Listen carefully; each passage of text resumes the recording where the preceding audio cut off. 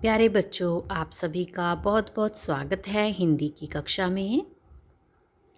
तो मुझे उम्मीद है कि आप सभी अपने घरों में बिल्कुल सुरक्षित होंगे और आप अपना गृह कार्य, असाइनमेंट और टेस्ट बहुत ही अच्छे तरीके से दे रहे होंगे और आप उसमें अच्छे अंक भी प्राप्त कर रहे होंगे। तो आज बेटे हम हिंदी की कक्षा में क्या पढ़ेंगे? व्याकरण नयन पुस्तिका में से पाठ नंबर 1, भाषा, बोली, लिपि और व्याकरण। तो आपको सबसे पहले क्या करना है? दिनांक लिखनी है यहाँ पर। उसके बाद है हम इस चित्र को देखेंगे कि इस चित्र में हमें क्या दिखाने की कोशिश की गई है। इस चित्र में बेटा एक देखो डाकिया है, उसके हाथ में पत्र है। 2 औरतें हैं, इसके हाथ में फ़ोन है और वो आपस में बातचीत कर रही हैं। ये बच्चा अपने हाथों के इशारे से खुशी प्रकट कर रहा है। 2 औरतें यहाँ पर आपस में बातचीत कर रही हैं। यहाँ पर भी 2 बच्चे आपस में बातचीत करते हुए दिखाई दे रहे हैं। और ये 2 आदमी हैं, इनमें से एक कुछ बताकर अपने विचार प्रकट कर रहा है, दूसरा उसे सुनकर ग्रहण कर रहा है। तो इन सभी चित्रों से हमें क्या पता चल रहा है कि ये सभी लोग अपने विचारों का आदान प्रदान कर रहे हैं। ठीक है, तो आदान प्रदान किस साधन के द्वारा कर रहे हैं वो? हाँ जी बच्चों, बोलिए। भाषा। किसके द्वारा कर रहे हैं? भाषा के द्वारा। क्योंकि हम सभी भी तो आपस में ऐसे ही विचारों का आदान प्रदान करते हैं। अब मैं आपको बोलकर कुछ बता रही हूँ, आप मुझे सुनकर कुछ ग्रहण कर रहे हैं, तो इसी लेन देन को क्या कहते हैं?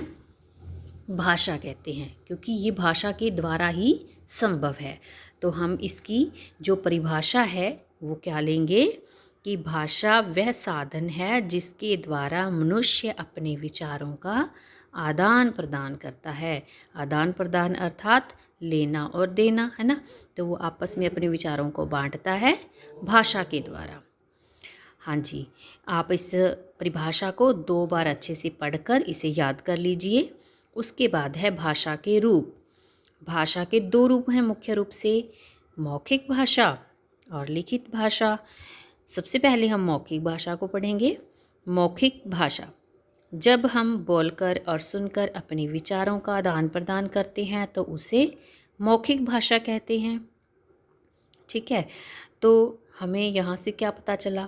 अब जैसे मैं बोल रही हूँ, मैं बोलकर अपने विचार प्रकट कर रही हूँ, आप उसे सुनकर ग्रहण कर रहे हैं, तो ये भाषा का कौन सा रूप है? मौखिक भाषा। ठीक है, अध्यापक द्वारा कक्षा में पढ़ाना, बोलकर पढ़ाना, ये मौखिक भाषा का उदाहरण है। ये भाषा का मूल रूप होता है। ठीक है, और इसके अंतर्गत भाषण, वार्तालाप, वाद विवाद, रेडियो, दूरदर्शन, कहानी सुनाना आदि आती हैं। ठीक है, उसके बाद है हमारे पास लिखित भाषा। तो लिखित भाषा क्या है? जब हम लिखकर और पढ़कर अपने विचारों का आदान प्रदान करते हैं तो उसे लिखित भाषा कहते हैं। ठीक है, अब लिखित भाषा के अंतर्गत क्या आता है? जैसे समाचार पत्र, पत्रिकाएं, पुस्तकें, कविता लिखना या फिर पत्र लिखना। ठीक है, ये सभी विधाएं इसके अंतर्गत आती हैं। तो आपको यहाँ तक समझ आ गया होगा। भाषा क्या है? विचारों के आदान प्रदान का साधन है। मौखिक भाषा जब हम बोलकर अपने विचार प्रकट करते हैं उसे कहते हैं, और लिखित भाषा जब हम लिखकर अपने विचार प्रकट करते हैं उसे कहते हैं। तो आप इनको अच्छे से रेखांकित भी कर लीजिए, क्योंकि आपको अगर मान लो इस तरह से प्रश्न आ सकता है कि दूरदर्शन भाषा का कौन सा रूप है, तो आपको इसका उत्तर देना होगा। क्या होगा इसका उत्तर? मौखिक भाषा। तो इस प्रकार से आप अपनी जो पुस्तक है उसको अच्छे से पढ़िए, ताकि आपको पता चल सके कि अलग अलग तरीके से प्रश्न कैसे पूछे जा सकते हैं। हाँ जी, आगे है कि संसार में अनेक भाषाएं हैं, जैसे हिंदी, संस्कृत, अंग्रेजी, फ्रेंच, जर्मन, चीनी आदि, है ना। तो ये हम भी जानते हैं कि संसार में अलग अलग देशों में अलग अलग भाषाएं बोली जाती हैं, और हमारे भारत में भी बहुत सी भाषाएं बोली जाती हैं, लेकिन कुछ भाषाओं को ही उसमें से संविधान में जो है मान्यता दी गई है, ठीक है। उसके बाद है राष्ट्रभाषा। राष्ट्रभाषा क्या होती है? एक तो भाषा हो गई, भाषा के दो रूप हो गए, अब है राष्ट्रभाषा। राष्ट्र का अर्थ क्या होता है? देश, देश की भाषा।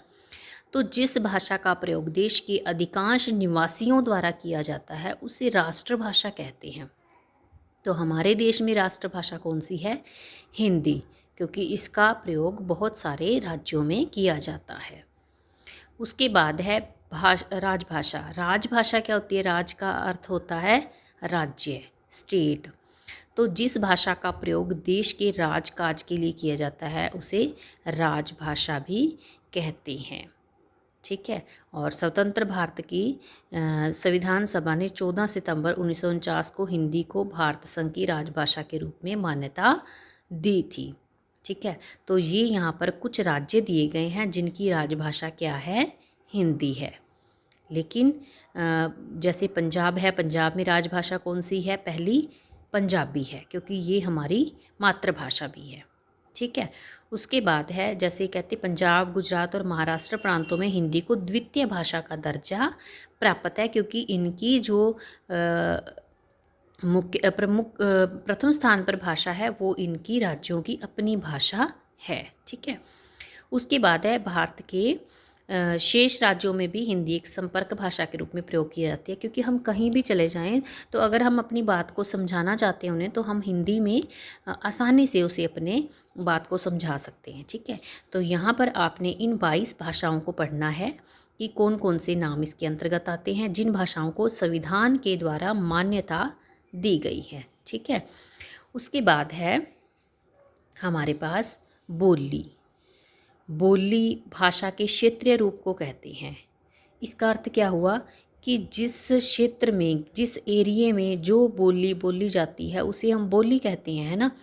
क्योंकि उसमें भाषा तो होती है लेकिन उनके अलग अलग क्षेत्रों के अलग अलग कुछ शब्द होते हैं जो उसके साथ जुड़े हुए होते हैं, तो उसी के रहते हम उसे बोली का रूप देते हैं। इसकी क्या विशेषताएं हैं कि इसे सीमित क्षेत्र में बोला जाता है, इसका प्रयोग केवल बोलने के लिए किया जाता है, इसमें साहित्य की रचना नहीं की जाती।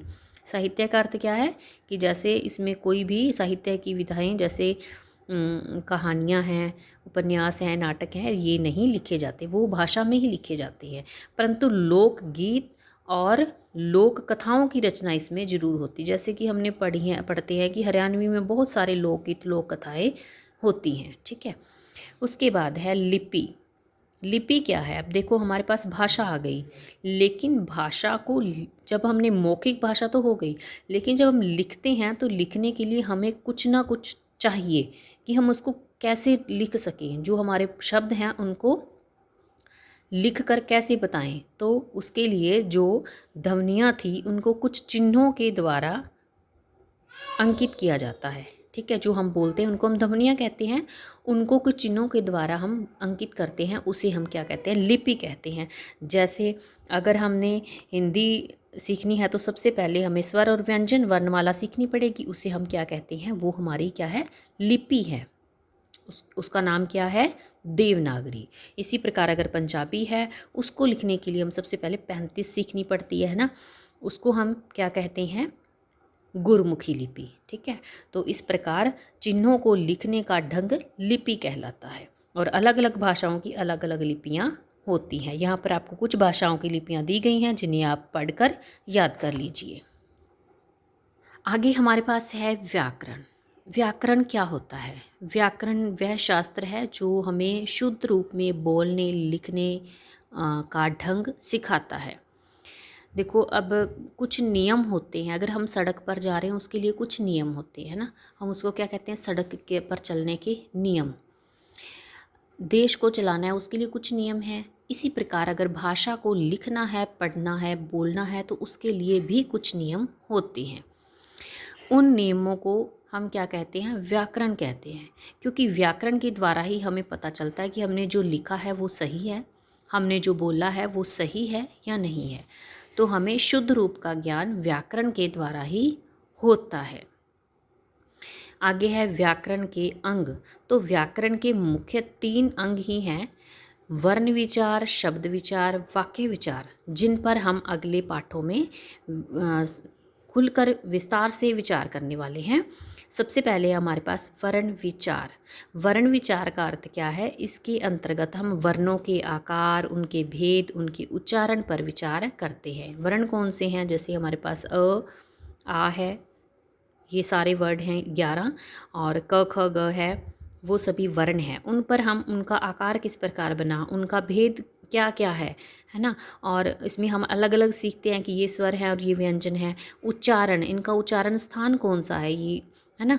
तो ये सारा विचार इसमें हम करते हैं। उसके बाद है शब्द विचार। शब्द विचार क्या है? जब हम दो दो शब्दों को आपस में जोड़ देंगे तब उन पर हम विचार करेंगे कि ये इनका भेद कौन सा है। ठीक है, ये संज्ञा है, सर्वनाम है, या ये कहाँ से आया है, देशज है या विदेशज है, इनका रूप कैसा है, इनकी बनावट कैसी है, इन सब को हम पढ़ेंगे। ठीक है। उसके बाद है वाक्य विचार। तो वाक्य विचार में हम क्या करते हैं? जब हमारे पास शब्द आ गए, शब्दों को जोड़कर हमने वाक्य बनाए, फिर हम वाक्यों पर अलग अलग तरह से विचार करेंगे कि ये सरल वाक्य है या संयुक्त वाक्य है या मिश्रित वाक्य है। ठीक है, और ये कौन सा वाच्य इसमें प्रयोग हुआ है। तो इस प्रकार से हम अलग अलग वाक्यों पर विचार करते हैं। तो आप इस पाठ को अच्छे से पढ़ लीजिएगा। ये कुछ दोहराई के लिए आपके पास पॉइंट दिए गए हैं, इनको आपने अच्छे से पढ़ना है और याद करना है, और इसका जो अभ्यास कार्य है वो आपने खुद ही करना है। ठीक है, और करने के बाद आपने मुझे उसकी फ़ोटो खींचकर भेजनी है ताकि मैं उसे चेक कर सकूं, और जो आपके असेसमेंट के 20 मार्क्स हैं वो मैं आपको दे सकूं। तो आपने बहुत ध्यान से ये वीडियो सुनी, उसके लिए आपका बहुत बहुत धन्यवाद।